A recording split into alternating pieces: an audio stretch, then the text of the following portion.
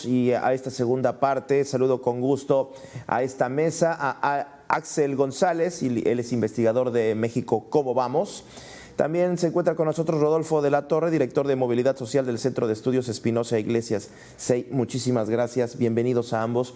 Les pido una opinión de un minuto 30 para hacer más dinámica esta mesa y de intercambio de ideas. Y me gustaría plantear cómo cerramos en materia de empleo y desempleo el 2024. Hace un momento que platicaba con el maestro Octavio sobre del INEGI, pues mencionaba, entre otras cosas, los datos del último cuatrimestre del 2025, alrededor de unos 60%, 61% de la población económicamente activa.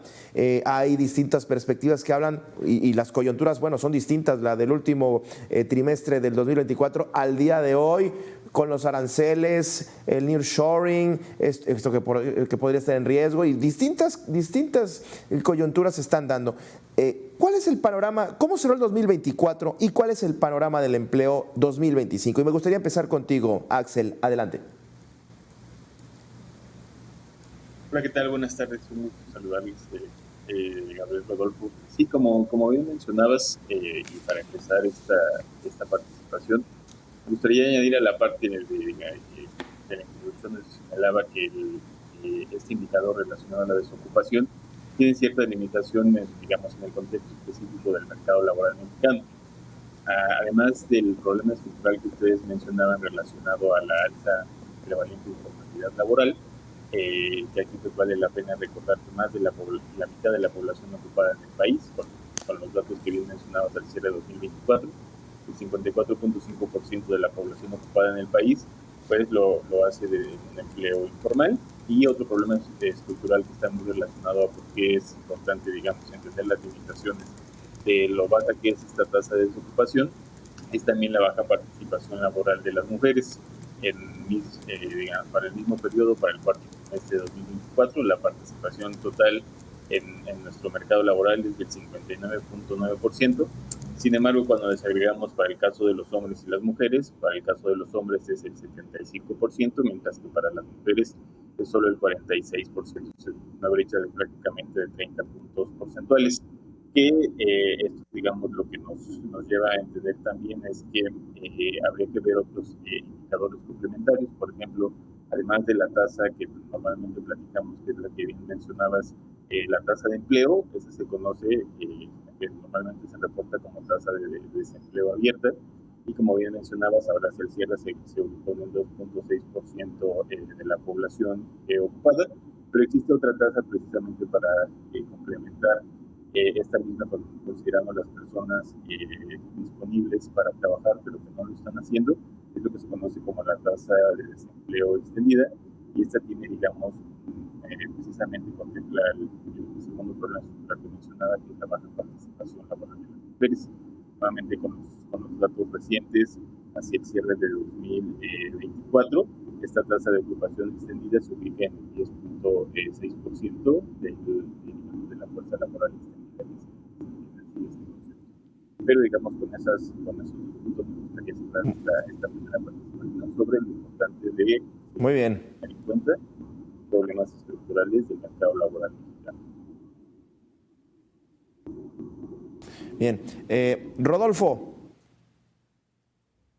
Sí, el panorama general del mercado laboral no es muy distinto de lo que hemos estado viviendo, pues ya desde mucho tiempo atrás, quizás desde décadas. A grandes rasgos, nuestro desempleo ha sido de los más bajos del mundo recurrentemente. Cuando más grande ha rozado el 6%, ahora estamos en 2%, pero pues el tema, como ya se estaba comentando, es que no tenemos que fijarnos en la tasa de desempleo como el mejor indicador del mercado laboral. ¿Por qué? Porque en la economía mexicana no existe un seguro de desempleo, entonces estar desempleado es prácticamente un lujo.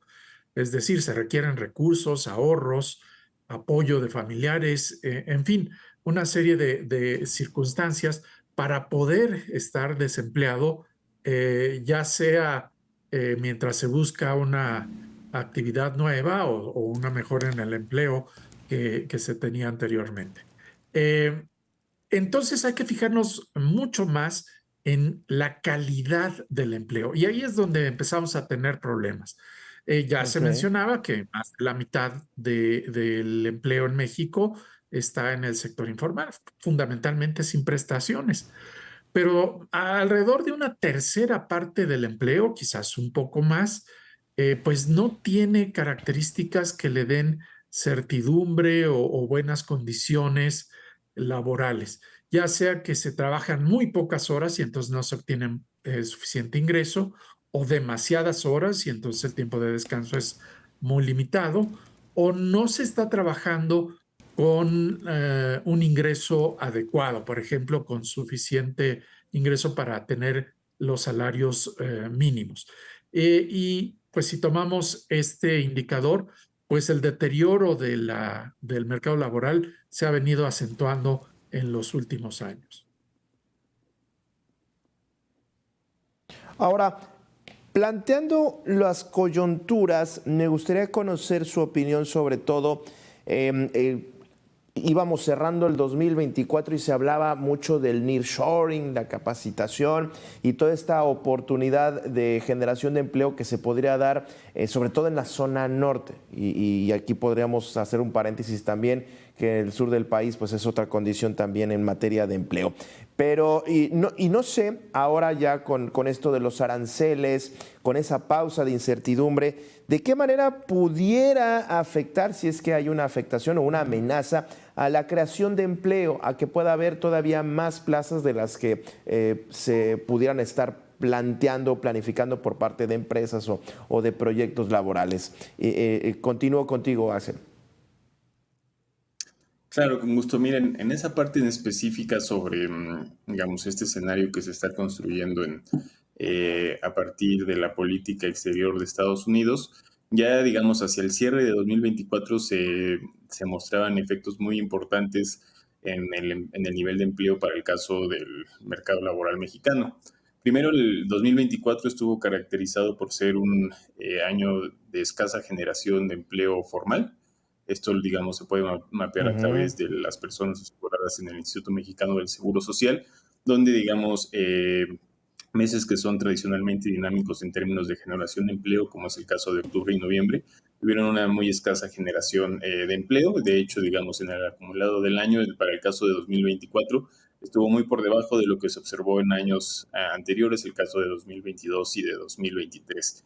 Y un sector específico donde se ve, digamos, ciertas implicaciones, precisamente este contexto de incertidumbre que señalabas, digamos, de que el nearshoring puede que no se, digamos, establezca como se pensaba, precisamente por este nuevo escenario geopolítico digamos, de estas constantes amenazas de aranceles, es que hay una ralentización en las actividades secundarias, en específico en las industrias manufactureras. Las industrias manufactureras tuvieron un muy mal año en Ok. términos de generación de empleo en 2024.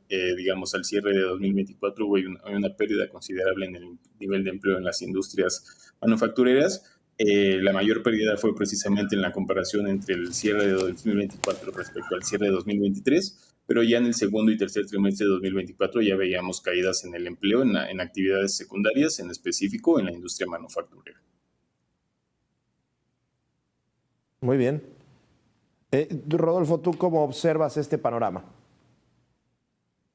Bueno, lo que era la gran esperanza de una inversión extranjera sustanciosa a través de lo que se denominó el nearshoring, es decir, la relocalización de empresas para tener pues cercanos a los lugares de consumo pues, y con certidumbre la fabricación de bienes y la provisión de servicios. Bueno, esta posibilidad se ha venido deteriorando aceleradamente por las erráticas políticas comerciales de la administración Trump. A pesar de que no se han Ujú. materializado aranceles para la totalidad de los productos de México, pues ya entraron en efecto los que corresponden a acero y aluminio. Pero más que otra cosa, ha Ujú. habido una serie de amenazas de que se van a imponer ciertas restricciones al comercio que después se retiran, se vuelven a poner, se hacen selectivas. Y esto lo que está haciendo es que la inversión extranjera pues perciba un ambiente de extraordinaria incertidumbre y esté deteniendo la inversión. Con esto lo que tendremos es una desaceleración primero de la economía estadounidense, que ya venía en camino, y después en un periodo posiblemente de recesión en la economía mexicana, porque ya también venía desacelerándose y con una previsión de crecimiento muy baja de alrededor de 0.6%, de Ujú. acuerdo a las últimas previsiones, pero ahora con la incertidumbre arancelaria, pues esto puede pasar a terreno negativo.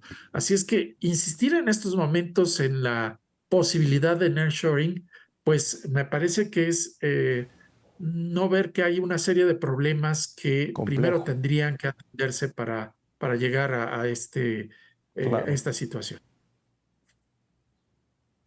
Bueno, interesante, sobre todo porque el nearshoring se estuvo planteando como una gran salida, una gran oportunidad y bueno, pues ahora detenido, ¿no? Así como detenido. Oigan, denme oportunidad, Axel, Rodolfo, de ir a la pausa y regresamos. Me gustaría retomar el tema de la informalidad. Años y años del gobierno queriendo bajar la informalidad, pero pues muy complicado, muy difícil, sobre todo porque con esto de los productos chinos veo muchos empresarios que pues terminan en tianguis, en pequeños comercios vendiendo, porque es algo muy fácil, algo muy vendible y se vuelve una oportunidad de empleo, una oportunidad de entrada. Eso también como parte de esta coyuntura, la informalidad. Regreso con ese tema, vámonos a la pausa, regresamos a debate.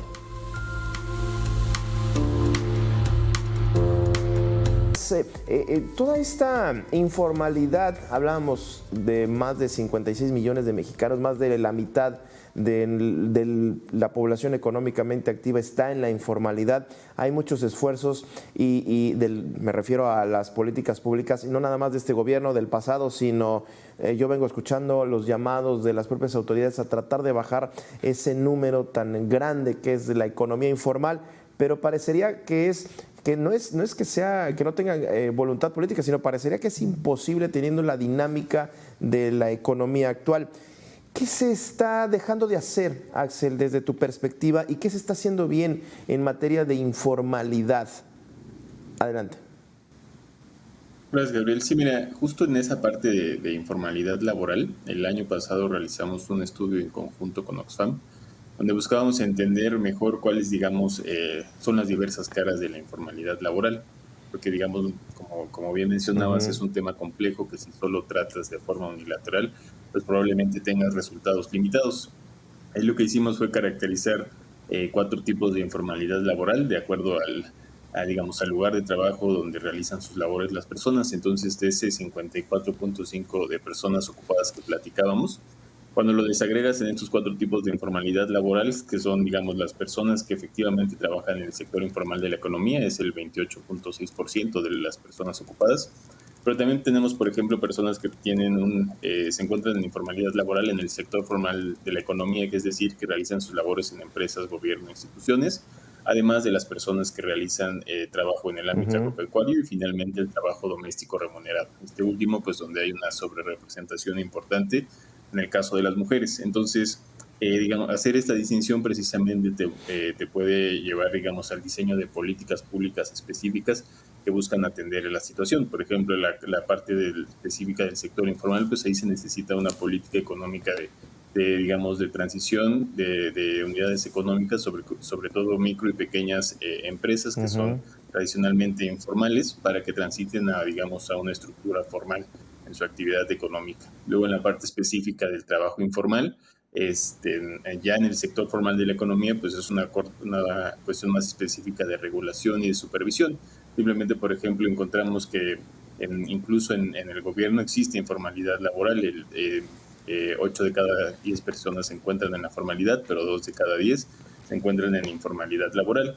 Y finalmente, pues el caso específico del ámbito agropecuario y trabajo doméstico remunerado, pues tiene, digamos, implicaciones precisamente a otro tipo de políticas públicas. Por ejemplo, hay ya en el IMSS un piloto precisamente de formalización Bien. de trabajadoras domésticas que precisamente busca darles provisión en términos de seguridad social, pero hasta ahora ha tenido un alcance, digamos, limitado y que necesariamente necesita emplearse en términos de presupuesto y de alcance y de comunicación para que más personas puedan incorporarse a la seguridad social.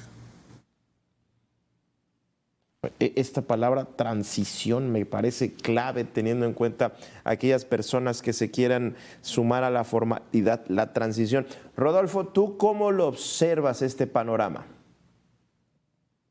Bueno, es interesante ver grupos específicos y políticas particulares que podrían atender sus casos de formalidad o de informalidad. Sin embargo, vale la pena también plantear una perspectiva general de la explicación que se ha dado sobre la situación de la informalidad en México. Fundamentalmente hay dos planteamientos. Uno, que nuestra seguridad social, nuestra incorporación a la formalidad es muy cara. Y eso lo que hace es que prolifera un gran número de empresas, sobre todo empresas pequeñas, que para evadir el pago de seguro social, el pago de impuestos, en fin, de una serie de prestaciones, lo que hacen es pues operar contratando trabajo en efectivo o con ausencia de prestaciones, de un contrato incluso. Y esto hace que la productividad de este tipo de establecimientos sea muy baja y pues arrastre hacia abajo el crecimiento del país. La otra gran explicación es que ha habido muy poca inversión que eleve la productividad de las empresas en el país para que éstas tengan la posibilidad de pagar pues remuneraciones y las prestaciones que corresponden a la formalidad. Dentro de estas dos grandes teorías, sin embargo, se ha observado que pues en los pocos periodos que ha habido de expansión de la inversión, esta pues ha tendido a acumularse en el sector informal, es decir, si ha habido un aumento en la cantidad de capital con la que opera el sector informal, pero no necesariamente esto ha generado más empleo, digamos, formal. Lo que esto significa es que probablemente tengamos que tomar medidas más drásticas para que se abarate la posibilidad de estar en el empleo formal. Y esto es el financiar la seguridad social, de hecho, universalizarla, pero financiarla de una forma que no esté atada a las pues aportaciones obrero-patronales, que a final de cuentas son un costo, ya sea para el trabajador o para la empresa, y que desaniman el empleo formal. Sí, sobre todo, bien lo comentas, Rodolfo, esto ya implicaría, y coincidirás, una reforma, no sé si fiscal, pero sí completa, pues al IMSS, a todo este complejo entramado de, inclusive hasta hablando de las propias prestaciones, de las propias pensiones y todo eso que los gobiernos parecen como que de lejitos cuando hablamos de reformas fiscales, así como que de lejos mejor. Axel, Rodolfo, muchísimas gracias por haber estado con nosotros aquí debatiendo sobre este tema. Me quedo, insisto, con este tema de la transición y por supuesto, pues lo que ahoga a muchas pequeñas empresas son estar pagando el Infonavit, el IMSS, estar pagando las cuotas, es lo que ahoga y mata a muchas de estas pequeñas empresas. Muchísimas gracias a ambos por haber estado con nosotros y a usted también que estuvo con nosotros. Le invito, por supuesto, que se quede en la programación.